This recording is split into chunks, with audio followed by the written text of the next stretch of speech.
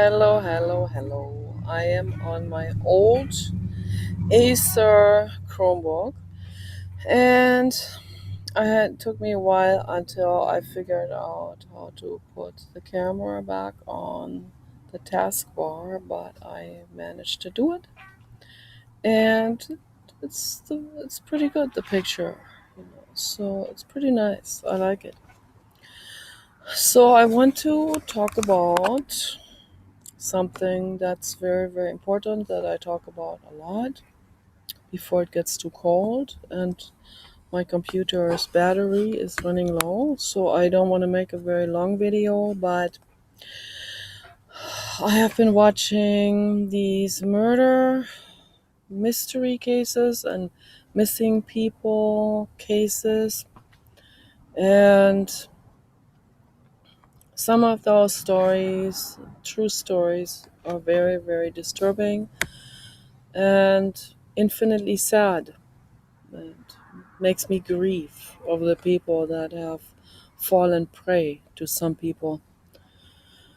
It's a rough world out there. When I grew up in Germany, I didn't know that there are such violent and psychopathic murderers out there.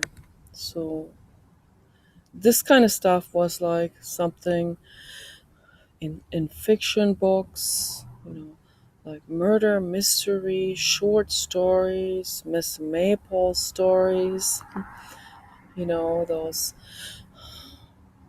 TV shows that they had back then. And there was always stuff that would only occur in people's imagination, or fairy tale books. And we grew up very sheltered and very naive and very innocent. And so it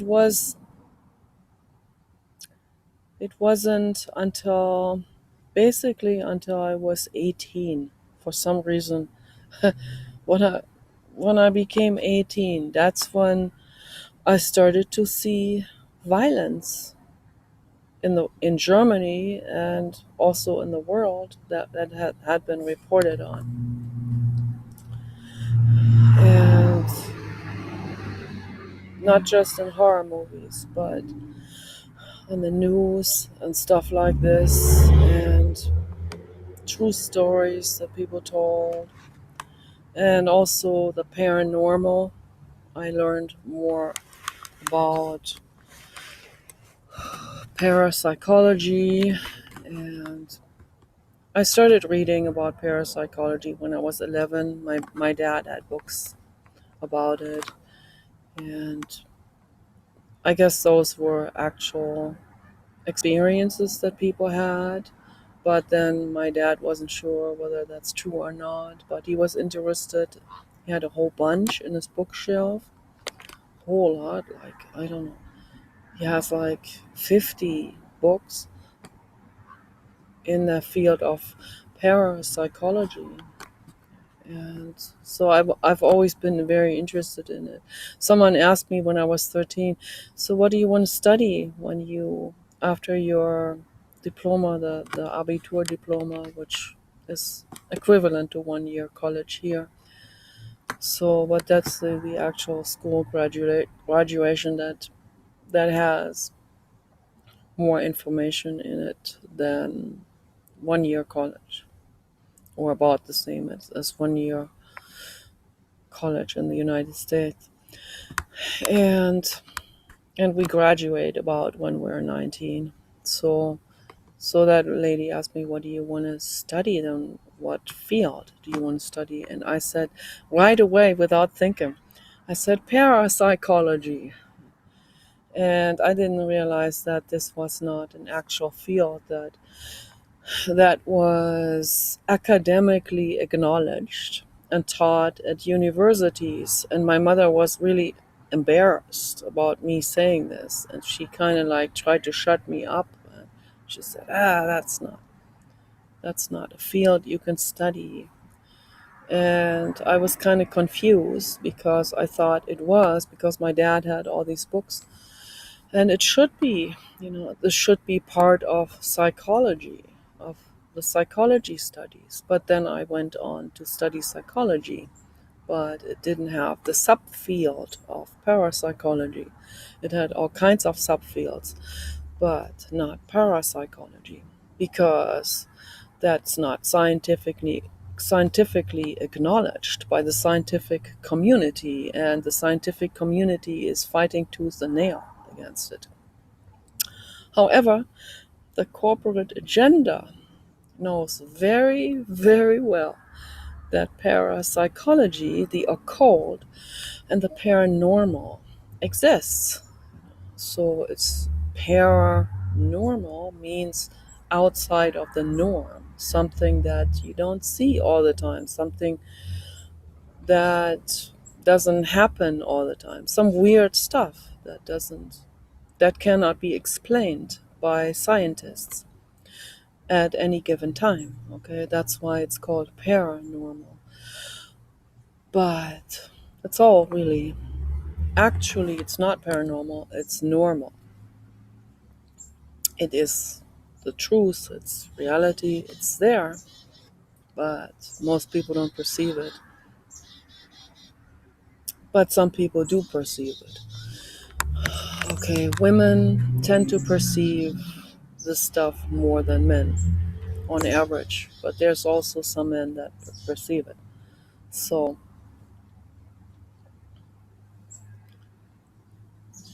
I guess my brother has some perception of it. I don't know if he has as much perception as I have about it, but he does have some. And I believe that's genetic also, for sure. It's starting to get a little bit chilly now, but I wanted to talk about this very briefly in this video because I think this is very, very important. There are cults out there. There are death cults out there.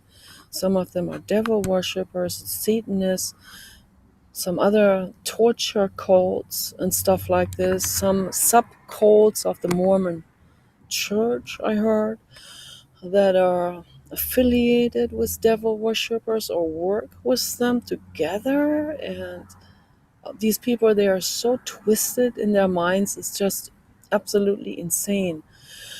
But there's a lot of insane people. There are a lot of criminally insane people in this world, and it is a wild west, you know. So I didn't want to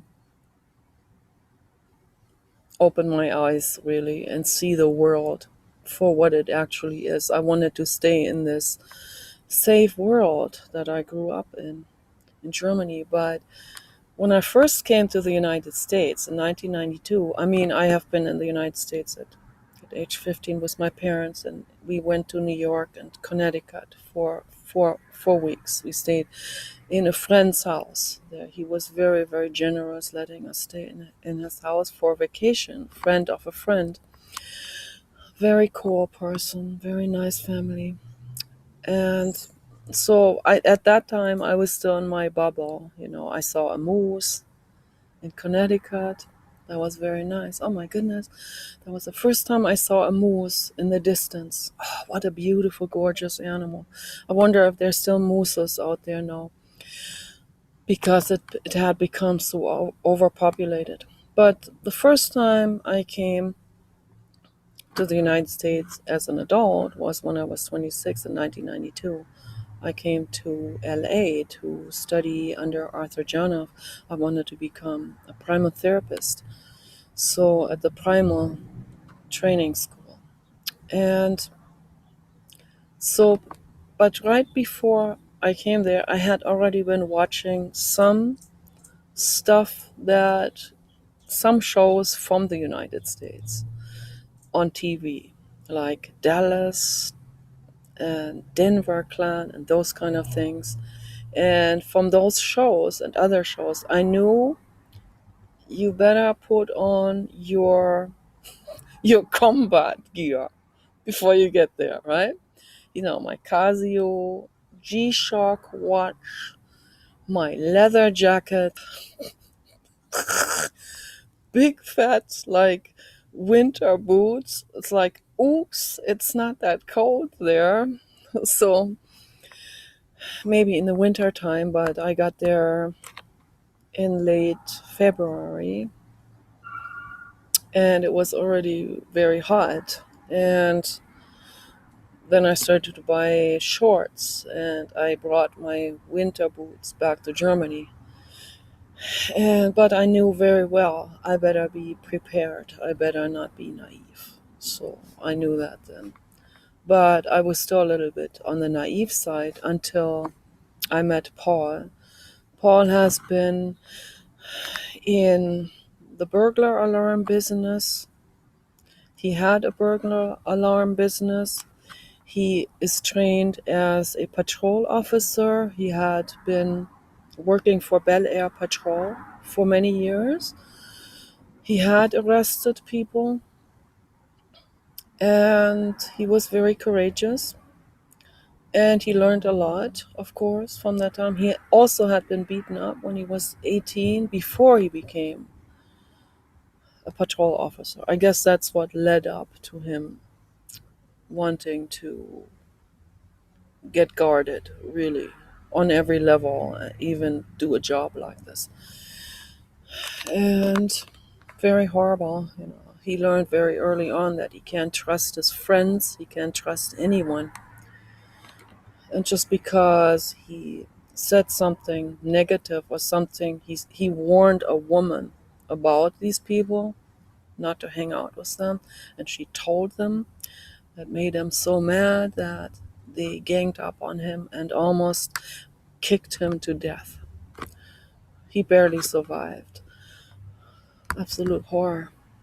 He was all bruised up, his whole face, his whole body. But he survived. He was able to even get up after he woke up from unconsciousness. He went to the police, he made a report, and obviously, then the girl called him and wanted to be friends with him again. He said, "Get lost," and hung up the phone. "I will never hang out with you guys again." And so, learning experiences, it's rough when they are like a real harsh wake up call like that. So, I have been abused, I have been raped, I have been beaten by a Middle Eastern Iranian man, a Muslim, that was also in LA. So I had to learn the lesson too, the hard way with this. I was very naive. We Germans are naive. And, we have this Adolf Hitler guilt on our shoulders, the new generations too. And we want to make it right, want to let all the refugees in, all, right? No, they have no-go zones. They have Sharia law in the underground. They have a legal system within a legal system in Germany. They have a country within a country running. They do their own shit there. They beat up they do their own legal system things with Sharia law and all of it. And most of that goes unnoticed to the German legal system. So they deal with their own people their own way. In a country that has a very peaceful and loving and supportive, life supportive legal system. So people should have known better, but I guess they were too naive, or they wanted to get rid of that collective guilt, or it's just some kind of, it has become some kind of academic fad. Whoever is academic is hold the other cheek. Friedrich Nietzsche already complained about this a long time ago, but people didn't listen to him.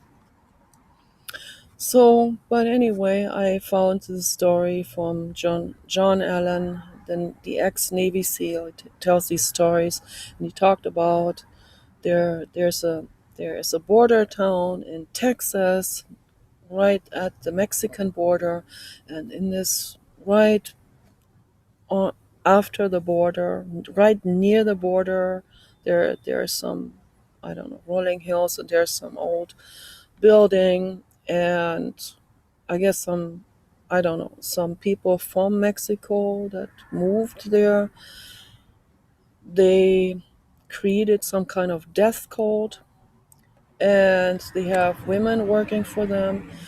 They work as sort of like the catcher women, catfisher in person, and they would lure in very innocent white tourists from the United States. And then they would lure these white tourists into their cars and drive them up to that mountain, and there they would torture them for days because they have this weird idea that somehow is they have this idea this is power or something. I don't even want to repeat what they say because it is so criminally insane. And so they lured this guy in. He was in his early 20s, real kind looking white guy from the United States. He was there with his friends. They were on vacation, traveling also to Mexico and back and forth, and checking out all the bars and the girls. And so he was checking out this one girl. He obviously likes the Latina girls, and she lured him in, and they brought him to that old house, and they threw him into some kind of, I don't know whether this was an industrial area. They threw him in some kind of container or something where he couldn't get out, and they tortured him there for days. And then when they found out that they were actually really actively looking now for him with the police also, and then they murdered him and tried to dispose of the body. So when I hear about something like this, it doesn't make me more trusting. It doesn't get rid of my paranoia. If anyone out there says, oh, you should trust, you should get rid of the paranoia, well, then don't add more of these horror things to the world. Don't cause more horror if you want women to trust you. It's very simple. If something doesn't work, change your approach. If you're violent, you have to expect that women will hear about this. They will watch these case files on the internet, and they will become even more careful. Okay. So, and they should. Okay. Actually, it's it's where I should actually carry my gun on the side of my thigh in my cargo pants. That's where I should carry my gun. Loaded, ready to go. That's how I should walk around. I'm not going to incriminate myself right now. I don't know. That's not even allowed in most states. But I'm saying that's what I should be doing. Okay. That's what everyone should, particularly women, should be carrying. A self defense weapon like that. Even a gun, handgun. The best would be a semi automatic or fully automatic handgun where you can just randomly aim at the person and several bullets will get him. Okay, so yeah, it is sad like this, but if people act criminally insane, they have to expect consequences for it. But I want to discuss this from the psychological and from the philosophical point of view. Violence is not power. Violence is the opposite of power. Violent acts come from unempowerment. Paul will argue with me and say, "No, you got that all backwards. You don't understand." no. From the higher perspective, from the soul perspective, there is deep rooted, long history of souls suffering, and also genetic history that gets passed on. All of this is accumulated in some people, and they think they need to. There's this, well, sadisticness is definitely a genetic trait, but it goes much deeper than this. It goes much further into the paranormal, into the ether, into energy. Okay, it has to do with energy. These people are loaded with negative energy. Okay? So they are burdened by generations of pain and unempowerment. They are burdened by soul experiences, by having been severely battered. Okay, and then then this is embedded energetically in them. Then they don't even know why they want to be violent. It's so obscured. It's so unconscious.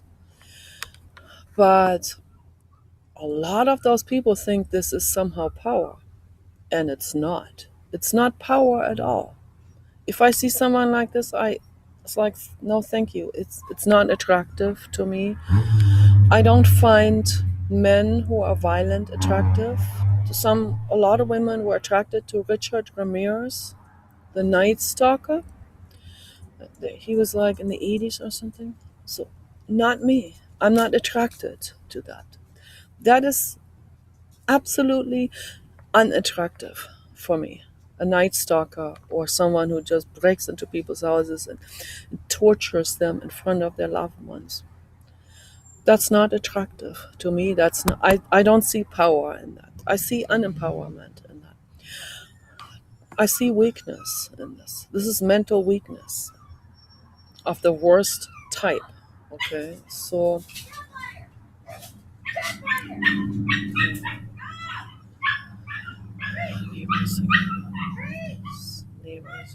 still making video. So yesterday I was watching this other guy who also talks about paranormal stories, and he talked about this woman who, when she was a girl, a little girl like 10, she had her friend over, and they had a slumber night together, and they were stargazing. They had these huge windows way out there, probably not that far from Yellowstone, somewhere out there, way out there in Oregon. Must be gorgeous. The northeastern part of Oregon. And they saw a UFO. And so that was the UFO came from the horizon all the way over their house and lit up their room extremely bright. And that was a very frightening experience for these girls. And then when they grew up, they met each other again. They didn't even want to really talk about it to each other. But the one woman,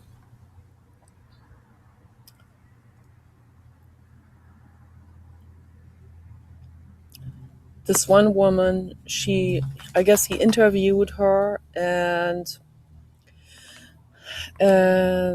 she talked about this experience with that UFO, and then she talked about how she is able to perceive energies from other people, and also from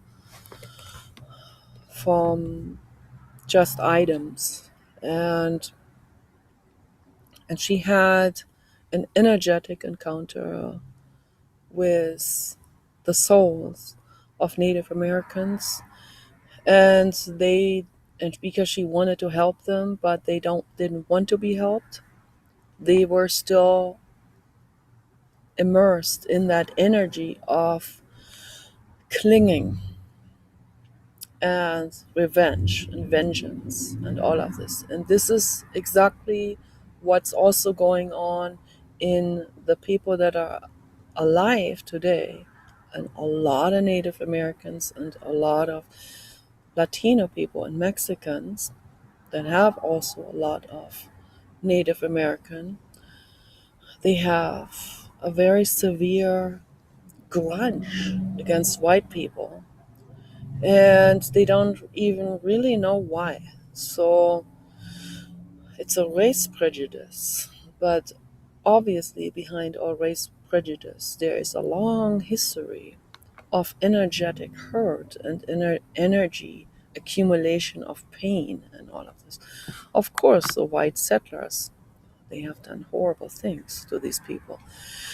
And many of them can't let go. The ones that are alive, they don't even know really what it is. Some of them do know, but there are also souls that are still clinging to this grudge. And the souls with that grudge energy is the same grudge energy, ego energy, hate energy, clinging and resistance energy that those death cult people are having inside of them. And it's very kind of painful to talk about all of this. But I think all of this is very important to talk about.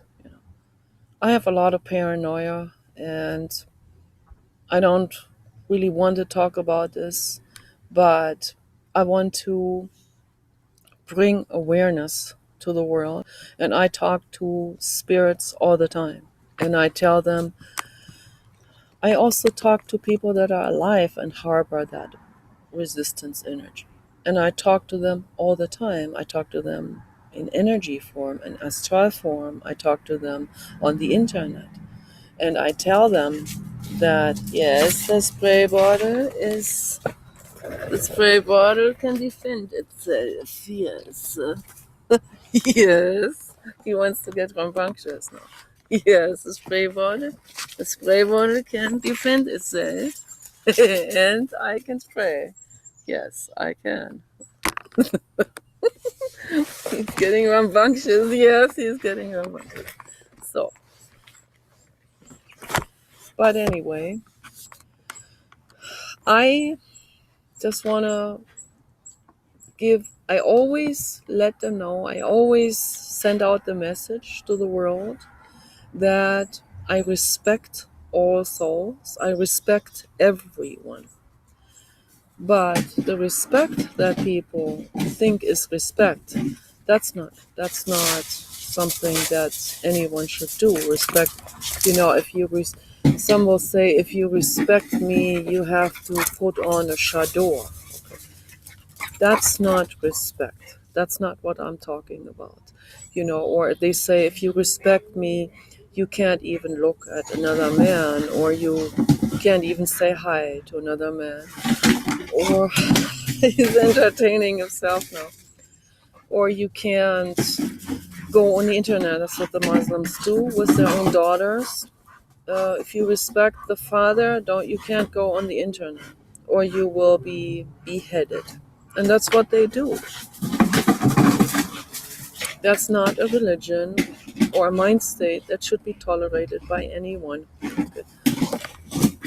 But whether it's Islam or any other violent belief system or cult or just energy state or just violent mental state, okay, it's not acceptable. And I make this very clear in my videos, and also when I talk to souls in energy form. I talk to them out loud in my room, I talk to them in my head, I even talk to them in my dreams. And I tell them, violence is not an option. Violence makes the world suffer, and it makes you suffer even more. It will draw on unbelievable karmic accumulations, okay, of samsara. What those people did to that white tourist guy, they have accumulated unbelievable, horrific, karmic debt that they're going to be having to pay off in this lifetime or in future lifetimes. Don't do it. Don't go that route. And it just creates the suffering cycle. And the Buddhists call this cycle samsara, the never-ending cycle of suffering and agony and resistance and egoic needs and actions. Okay, so that's not the way to live. That's not how we make the world better. Okay. The girl pleaded with the tribal souls to let her go.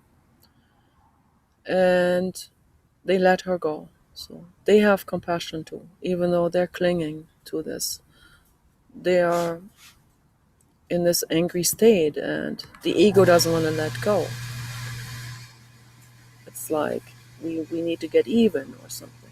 But if you get even, this is very big in the Latino and Native American world. This getting even. Getting even gets you nothing. It only gets you war. That's all it does. Okay.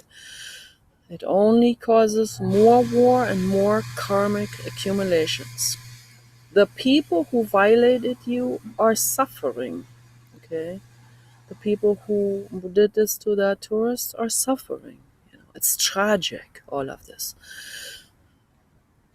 Incarcerating people is not gonna make the world a better place.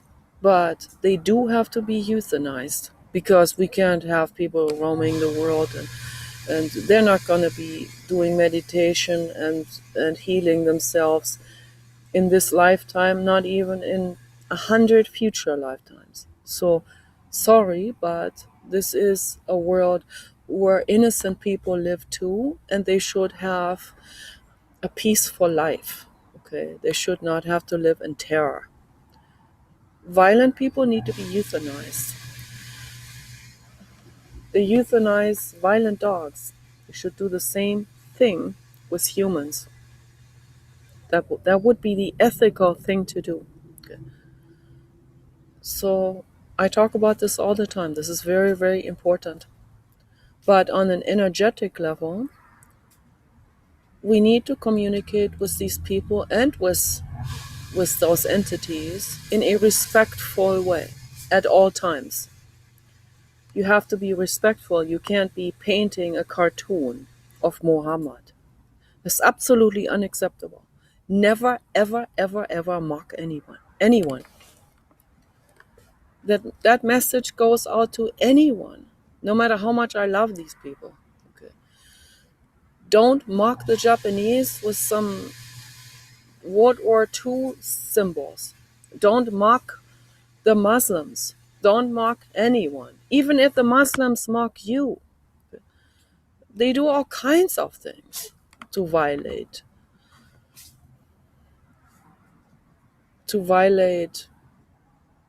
our world that we live in. That doesn't mean you have to violate again, that you have to throw this type of violation back at them. Okay. No, it's not about revenge. It's not about punishment. It's about safety, public safety. Okay, we need to have a proper legal system where those violent criminals have to be euthanized. But they should not be tortured. They shouldn't be mocked. They should not be made to suffer. They're already suffering. Anyone who does these kind of things is not a happy person. That's just this is the law of physics. Okay, I mean, Paul doesn't seem to understand this, but it is the law of physics. I know this for sure. This is the energetic law of the infinite cosmos. Okay? If you hurt another living being, you are not well. And you're not empowered. You are totally unempowered and you're suffering. Total empowerment is love.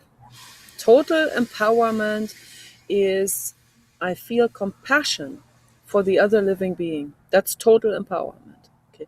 This is a very important message to all beings and entities. Okay? Go into your own minds, go into meditation. You know what you have to do, whether you are in the physical or beyond. Wherever you are, your energy bundle, your soul, your beingness, you have to introspect. And you can do this anytime, anywhere, in any mental state or physical state. Whether you're physical or not, you can do it. You can go into your own mind. I've already discussed this with entities. Some people will say, yeah, the little green man, blah, blah, blah. Okay, whatever, I know what I know. I offer that what I know to be absolutely true. Okay, or I wouldn't be talking about this in my video. The paranormal exists. Okay, and yeah, there are little green aliens out there. They are out there. They're probably not that close to planet Earth, but they are out there. Trust me on that one. They are 100% out there. There are also Jetis and werewolves. They're out there, but far, far, far away. Maybe in another galaxy. Okay, maybe in another universe, another multiverse. The infinite is infinite, okay, with infinite possibilities that are out there, okay, but not here. But there are some crazy things going on here on this planet as well that are very, very paranormal and very strange. And these things exist, okay, and there are brains out there like the brain of Sandra Hughes. There are brains, she's a God level soul. There are brains out there that are complex. Trust me on this. And these brains will not stop to bring peace and justice to the world. They will never stop.